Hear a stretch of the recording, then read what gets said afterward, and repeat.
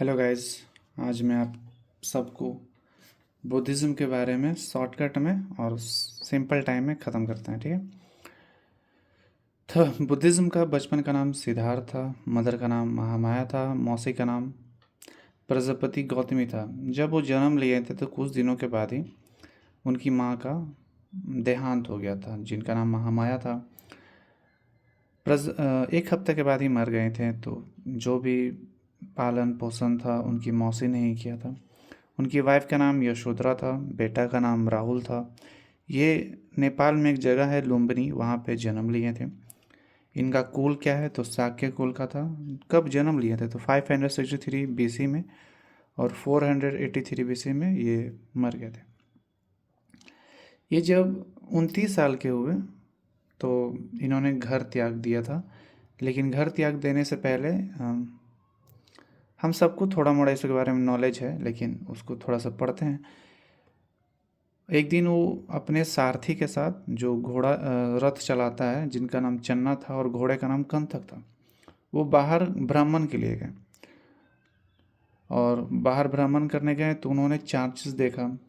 एक बूढ़े इंसान, एक बीमार आदमी, और एक डेड बॉडी, मतलब जिसे हम क्या बोल सकते हैं, डेड बॉडी ही बोल सकते हैं, और एक सन्यासी आदमी को देखा।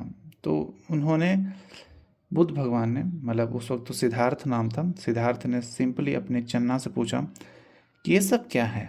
तो उन्होंने सिंपल में आंसर दिया कि ये इंसान की अवस्थाएं हैं। तो बोले कि क्या मतलब, कि हर आदमी बूढ़े होता है, हर आदमी मरता है, हर आदमी बीमार पड़ता है। तो सिंपली सिद्धार्थ ने पूछा कि क्या मैं भी हूँ, मैं भी इस तरह हो जाऊंगा। तो उन्होंने बोला कि हाँ, हम सब बूढ़े होते हैं, हम सब मर जाते हैं, बीमार तो सभी होते हैं। तो उनके मन में तब वैराग्य आया, और वैराग्य होने के बाद उनके मन व्याकुल हुआ। क्यों, कि आत्मा क्या है, परमात्मा क्या है, मरना क्यों है, मरते कैसे हैं, पूर्ण जन्म क्या है, ये सब सारे चीज़ें उनके मन में आने लगी। और वो जाकर एट द एंड में घर त्याग दिया।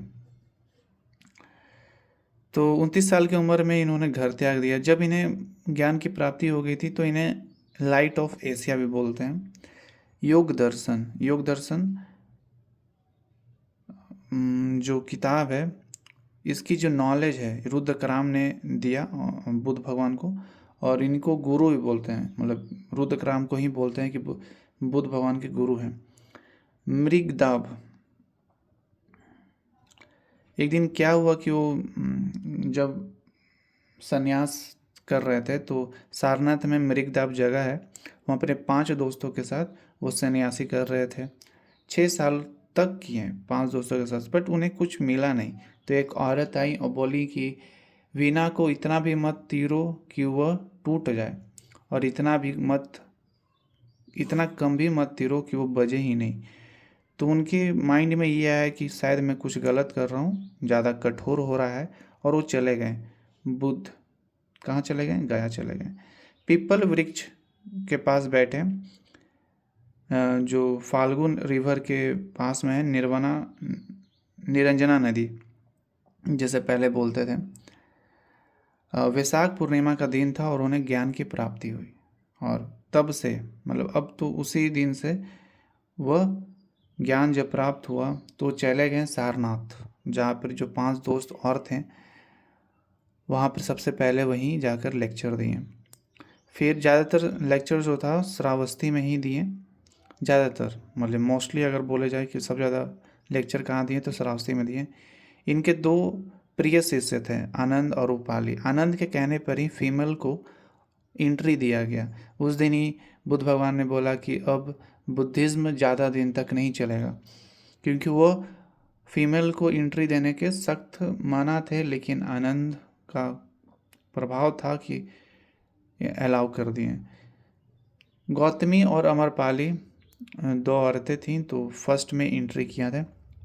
इन्होंने 4 सत्य बातें, 4 ट्रूथ दिए बुद्धिज़्म के द्वारा। पहला बोला कि संसार दुखों से भरा है। संसार में दुख, अगर मान लो कोई भी आदमी, ऐसा कोई इंसान ही नहीं है जो दुखी नहीं है। हर अगर अमीर है तो उसको और अमीर बनने की लालसा है, अगर गरीब है तो उसे अमीर बनना है, या फिर पैसे की ज़रूरत। पहला चीज़ दुखों का कारण है, हर दुख का कोई ना कोई तो रीज़न है ही। फिर बोलें कि दुख का कारण क्या है, तो इच्छा। हमारे मन में इच्छा बहुत सारे आते हैं, हर वक्त इच्छा बदलता रहता है भाई। एक इच्छा पूरा होगा तो दूसरा इच्छा आ जाएगा। फोर्थ, वो बोलें कि इच्छा पर कंट्रोल किया जा सकता है।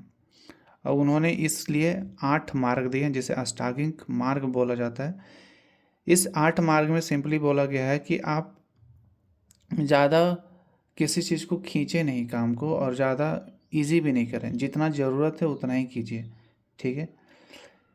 इन्होंने 10 सील भी दिए हैं। फिलॉसफी इनका जो दर्शन था 3 था, अनैश्वरवाद, शून्यवाद और क्षणिकवाद। अनैश्वरवाद में बोला जाता है कि ये भगवान पे बिल्कुल नहीं मानते थे, मैंने भगवान को नहीं मानना। शून्यवाद का मतलब कोई भी इंसान सबसे सर्वश्रेष्ठ नहीं है, कोई भी हो। क्षणिकवाद ये बोलते हैं कि कोई भी चीज़ हमारे जीवन में हो रहा है या कोई भी चीज़ है तो वह हमेशा के लिए नहीं है। मान लो ये कोई दुख है तो हमेशा के लिए नहीं है, वो भी थोड़े समय के लिए। अगर कोई सुख है, बहुत ज़्यादा हैप्पी है, तो वो भी कुछ समय के लिए। तो यही मान के चलना है।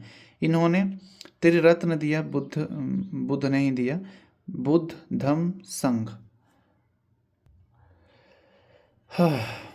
एट पावापुरी में एक चंदू नामक इंसान ने उनको भोजन के लिए बुलाया।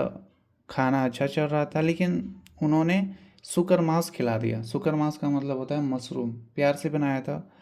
लेकिन उस मशरूम के खाने से उन्हें डायरिया हो गया, और डायरिया होने के बाद ये कुशीनगर में मल महाजनपद जो जगह है जिसके अंतर्गत आता है यूपी में, वहाँ पर ये मर गए।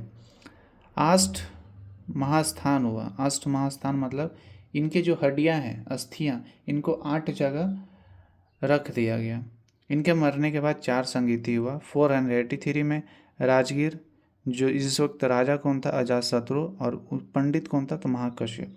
सेकेंड हुआ 383 बेसी, वैशाली में काला अशोक राजा थे और सवा कमीर पुरोहित थे। फिर आया 255 बीसी में, जो पाटलिपुत्र में था, अशोक राजा था और मोगलीपुत्र पंडित थे। 22 एडी ईस्वी के बाद, और ये कुंडल वन में हुआ, जो कश्मीर में बोला जाता है, एंड कनिष्क, जिसे अशोक के दूते भी बोला जाता है। इस वक्त 2 पुरोहित थे, एक अध्यक्ष हैं और एक दूसरे उपाध्यक्ष थे। वस्वामित्र जो थे अध्यक्ष, और उपाध्यक्ष थे अश्वघोष थे। फोर्थ संगति होने के बाद जो बुद्धिज्म है 2 पार्टों में बट गया, महायान और हीनायन।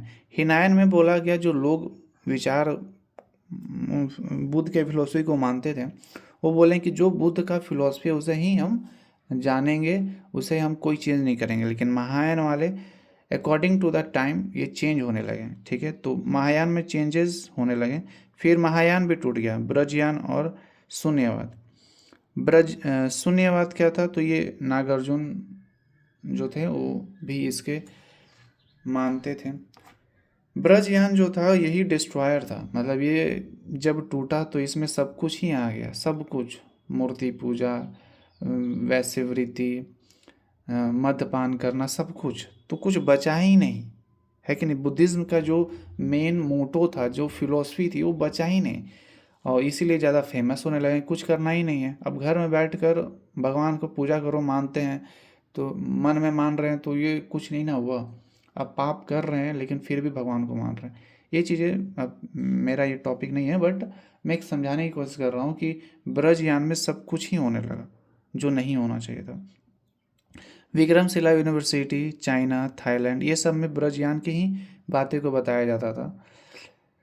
कुछ साइन है, जैसे कि बुद्ध भगवान के जो जन्म से लेकर मरने तक जो व्यवस्था है, अवस्था है, उसको साइन के रूप में बताया। जैसे वो जब गर्भ में थे तो हाथी को दर्शाया गया, जन्म जब लिए तो लोटस, ले जब वो घर छोड़े तो घोड़े से दर्शाया गया, जब वो जवान हुए तो उनको सांड बोला गया, सांड की तरह समझा गया।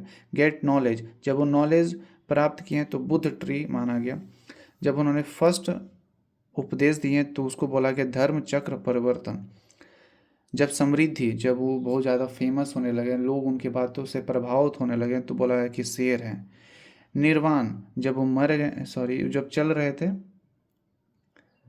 तो पद चिन्ह, पद चिन्ह बोला गया। जब वो मर गए तो स्तूपा एक साइन होता है, उनका मंदिरों को स्तूपा बोलते हैं। और ये बोला गया कि जब वो मर गए तो उनको एक अलग टर्म दिया गया जिसे महापरिनिर्वाण कहा गया। इस बुद्ध धर्म में इतना ही, और नेक्स्ट वीडियो में हम बताएंगे कि जैन और बुद्धिज़्म को सेम क्या है और डिफरेंस क्या है। तो लग रही है।